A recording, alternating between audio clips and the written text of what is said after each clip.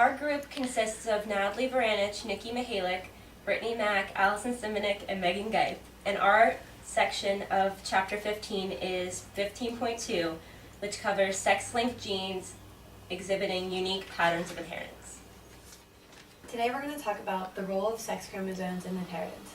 To start off, there are two chromosomes. There's X and there's Y.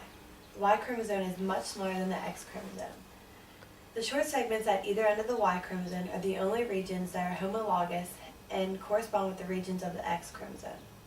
The homologous regions of the X and Y chromosome in the males pair and behave like the homologous chromosomes during meiosis in the testes. The two sex chromosomes separate during meiosis, and each gamete receives one. Half the sperm cells the male creates will contain X chromosome and the other will contain Y chromosome. So the sex determination is about a 50-50 chance at this time. Signs of sex begin to form around 2 months of embryonic development. And before then, the gonads are generic, meaning there's no determination of the sex just yet. Once the SRY gene, which stands for sex determining region of Y, then the sex of the embryo will be determined.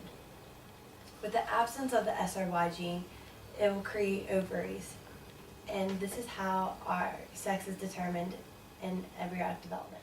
Now, a gene located on either sex chromosome is called a sex-linked gene. Those located on the Y chromosome are called Y-linked genes, and those located on the X chromosome are called X-linked genes. Now, because there are so few Y-linked genes, very few disorders are transferred from the father to the son on the Y chromosome. In contrast, there are many on the X-linked gene because there is approximately 1,100 genes. Now, as you know, to determine sex in a human, you have the X and Y system.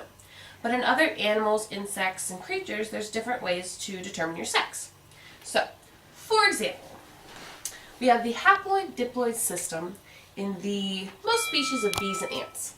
This consists of not having any sex chromosomes. Instead, females develop from fertilized eggs and are diploid, and males develop from unfertilized eggs and are haploid. Thus, they have no fathers, the male, which is pretty interesting. So, I will write this for you.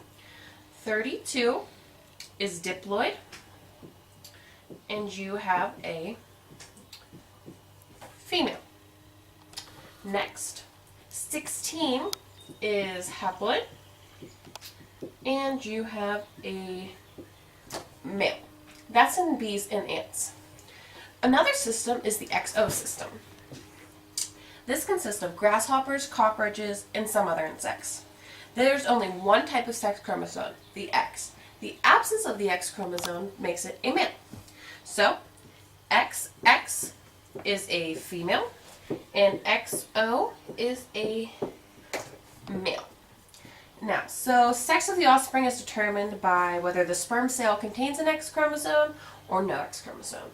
So as you can see, there's different ways in determining sex with your genes, and not all are like the humans, but this is how most things are determined in sex-linked genes. Now we will show you a video that further explains the inheritance of X-linked genes. This is a presentation on the inheritance of sex-linked traits. Today, we will be explaining why males are 16 times more likely to have deficient color vision than females. And in the process, we will take you through the genetic mechanisms that explain the inheritance of sex-linked traits.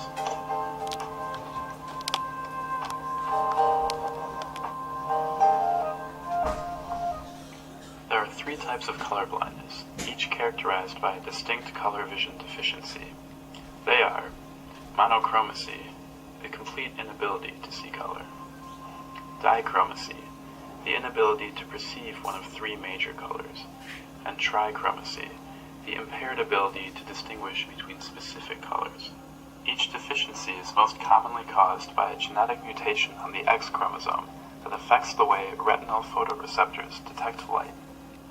Here, you see the colors of the rainbow as a person without any color vision deficiencies would view it. This is the same image, except it is an example of what an individual with monochromacy would see. Again, this is the same image, except now it is an example of what an individual with a dichromatic red deficiency would see. This is an example of a common image used to test for trichromacy. 8% of human males are colorblind, but only 0.5% of human females are colorblind. How did these individuals inherit colorblindness? And why does this sexual dimorphic pattern emerge?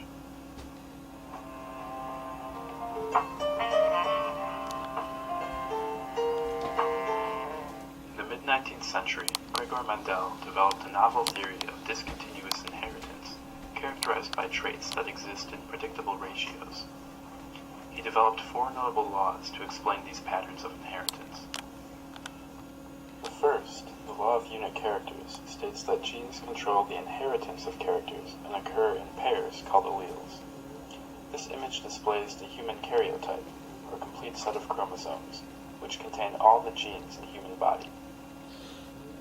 The second, the law of dominance, states that one gene can mask another, as illustrated by the inheritance of flower color in this Punnett square.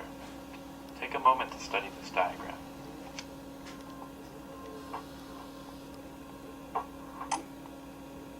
The third, the law of independent assortment, states that alleles of different genes are distributed to the gametes independently of one another, as expressed in this Punnett square.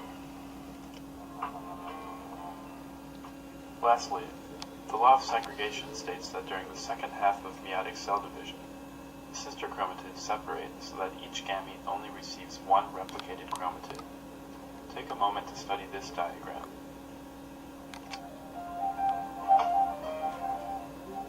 Mendel's laws allow scientists to make predictions about the probability of inheriting specific traits, including sex-linked traits like colorblindness. As described in this pedigree, an unaffected father and a mother who is a carrier will likely have 75% unaffected children. Of the daughters, 50% will be unaffected and 50% will be carriers.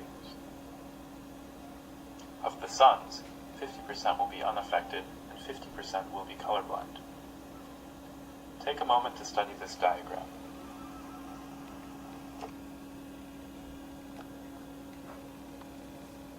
As colorblindness is a recessive trait, the female would need to inherit 2 affected alleles in order to display the affected phenotype.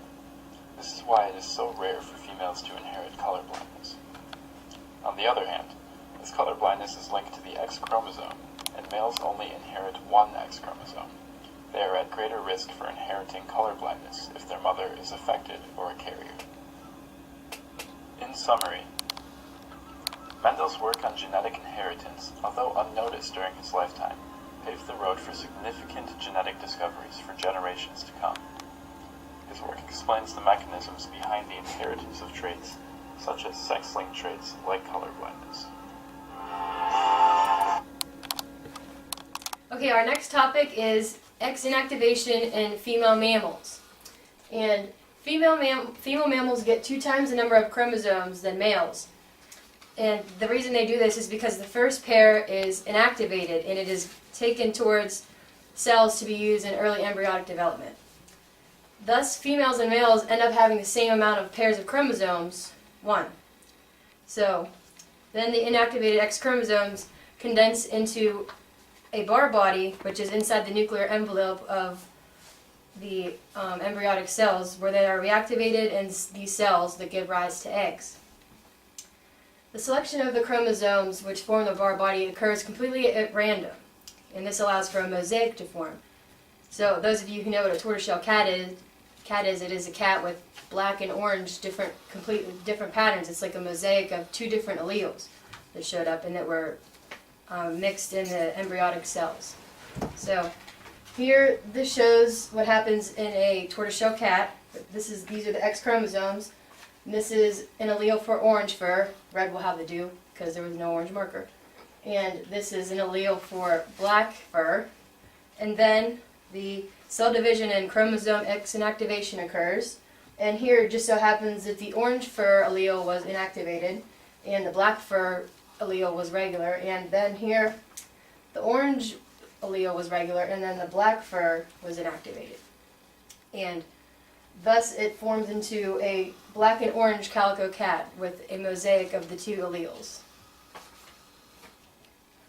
Now I'll show you a video that explains in further detail what happens in a tortoiseshell cat.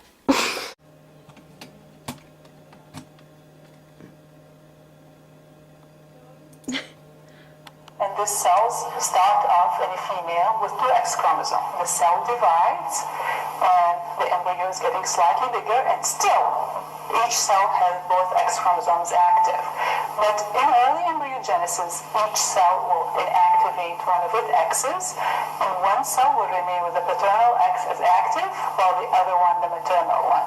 And now, this process will happen at random, and you'll have almost half of the cells with the maternal X active, half with the paternal X. The embryo will continue to grow, cells divide, all the descendants of that cell, all the descendants will keep the same X active. And you've seen this in calico cats, right? The coat color gene is on the X chromosome, and that's precisely why these cats look like this, a mosaic appearance, because of the process of X chromosome inactivation. Alright, so we're going to continue with X inactivation. You can mainly only find X inactivation seen in animals, but in humans it's kind of rare. But one example would be an X recessive condition where you have a mosaicism of sweat glands, where you have some spots of where you have sweat glands and some where you don't, and that can be very dangerous for like regulating body temperature. But some of one of the ways that X activation has to happen, or how it happens, is there has to be a change in the DNA and the histone proteins that surround it, and it involves an addition of a methyl group onto one of the nitrogen bases of the DNA. And one of the regions of the X chromosomes on each has several genes is involved in the inactivation process. There's two regions that can be found on each chromosome, and they associate briefly with each other during the embryonic development. One of the genes then turns into a cis protein, or a cis gene, which stands for X inactive specific transcription, and those become active for a short amount of time and before they form the Barr body. And then RNA copies itself multiple times and attaches to that specific X chromosome, and that's what happens whenever, or it initiates the X inactivation process. And other RNA that multiplies and attaches to the protein helps regulate that process. And now I'll show you a video that further explains this process. So I'm gonna have a shaky hand. Hi, it's Mr. Anderson, and in this podcast I'm going to talk about X inactivation. Sometimes we call this lionization, and that's kind of giving credit to the person who discovered most of this, which is Mary Lyon. But I want to start the whole thing by talking about calico and tortoiseshell cats. Calico cats like this one and tortoiseshell cats like this are almost always female, which puzzled scientists for a long time until we finally figured out how that works. And it puzzled Mary Lyon as well. Here she is. She worked at Cambridge. But basically what she found is that when she was working with lab rats, some of them would be a white, some would be a gray, and some would be kind of a tortoiseshell between the two. But what she found is that most of those tortoiseshell mice were females, and so most of them had two X chromosomes. And she was also working on chromosomes and why some disorders are more prevalent in females than they are in males, and so we know that's sex linkage. But basically what she found is that when you look into the nucleus of a cell, so this is in the nucleus, in every cell of every female, one of the X chromosomes will be active, and so it works perfectly, but the other one is going to be inactive. It's going to fall apart. And so if you're a female, in all of your cells, only one of the X chromosomes is active and the other one is inactive. It's okay though, because you're fine. On Guy's side, same thing. We only have one X chromosome, and so sex chromosomes like this are kind of designed to just work on their own. When it breaks apart like that, we call that a Barr body, or that X chromosome is now inactivated. And so let me kind of talk you through how this works. Well, basically, when you're born, before you're born, when you're a zygote, that zygote, if you're a female, will have two X chromosomes. And those X chromosomes will be copied when the cell goes through mitosis, and so we go from having one cell to two, and then to 4, and then to 8. And I can keep doing this, but basically when you get a big ball of cells like this, these are called stem cells. They're cells that can become any other cell. But right around this time, when you start to get this big blastula, there's basically a flip of the coin that goes on in each of the cells. And so one of the X chromosomes will simply wad up and become inactivated. So this one might wad up, and it's a 50-50 chance which are the ones are going to wad up. So it might be that one, it might be that one. So it's totally random which one's going to wad up in each of these. Now, the one that's left, it's going to be able to express all of the genes that are found on that. And what's interesting is that all the cells that come from this cell likewise are going to have one X chromosome that's inactivated and then one X chromosome that's activated. And so basically this stem cell, once that flip of the coin has occurred, it's for the rest of the life of the cell and all the cells that come from that. And so that tells us why a calico cat is female. Let me talk you through that. So if you're a male cat, you could basically be an orange cat or a black cat. Or you could be a white cat if you're lacking the pigment on the hair. And so let's look at this. So it's found on the X chromosome. If you have the black gene on your X chromosome, since you only have one X chromosome, then you're going to be a black cat. If you have the orange gene on your X chromosome, then you're going to be an orange cat. And it's pretty straightforward because in every cell there's going to be an X chromosome with that gene that's making that pigment color. Now let's look at the female side. So if you're a female cat and you have two X chromosomes, if both of them are black gene, then you're going to have a black cat. Now what you should know is that in each of the cells of this cat that produces this black pigment on its skin, it's going to be a different X chromosome that's working in each of those, so that flip of the coin has occurred. Likewise, if we've got, an orange gene in each of those X chromosomes, same thing, it's going to be orange. But what's weird is if you're heterozygous for it. And so if you're a female who has one X chromosome with a black gene and one with a orange gene, well, how could this occur? Well, it's simple. Let's say we match this, a black cat with an orange cat, then all of the offspring are going to be like this. And so what is it going to look like? Well, this is not a great animation or a great picture, but basically what you'll have is splotches of black and splotches of orange. And so let's look at this black right here. Basically what happened is at the stem cell stage, the orange gene, this orange gene became a bar body, so it became inactivated, and all the cells that came from that produced black pigment. I think that's really cool. Likewise, in ones where the black one wadded up, all the cells that come from that is going to produce orange pigment. And so that's X inactivation. It's rare that we see this occurring, and that's just because sex cells are designed to work on their own, the X chromosome. Now, two quick questions you should be thinking right away is, number one, what about the white? Why do we get this white coloration? Well, if you remember when I talked about genetics, there's a process called epistasis. And so basically there's going to be a set of genes that determine the color of the pigment that's added to the hair, but there's going to be another gene or set of genes that are actually going to tell us, is that color added to the hair or not? And that's called epistasis. And so basically in these cells, we're not actually adding the pigment, but up here we've got X inactivation. Another question you should be thinking to yourself is, at the beginning I said almost all calico cats that you'll ever see are going to be female. Well, how could we ever have a male calico cat? It's pretty simple, but maybe not intuitive. Basically what you could get is a XXY male. And so how does that occur? Well, during meiosis, you could get non-disjunction of the two X chromosomes. And so basically you could get one that is of the orange, one that is of the black. And so you could have we call this Klinefelter syndrome in humans, but you could have a calico male. But again, it's going to be incredibly rare. So that's X inactivation. It's rare that you can see this in humans. However, I was reading, and there's a disorder in humans where they lack sweat glands. You can imagine that's really, really dangerous because you can't regulate your temperature. And what I found is that if you have or are heterozygous for this, in some females, they'll actually have patches of their skin where they have sweat glands and patches where they don't. And that's just due to X inactivation. And I hope that's helpful. Thanks for watching, and that was our lesson on the chromosomal basis of inheritance. Hope you enjoyed it and learned something new.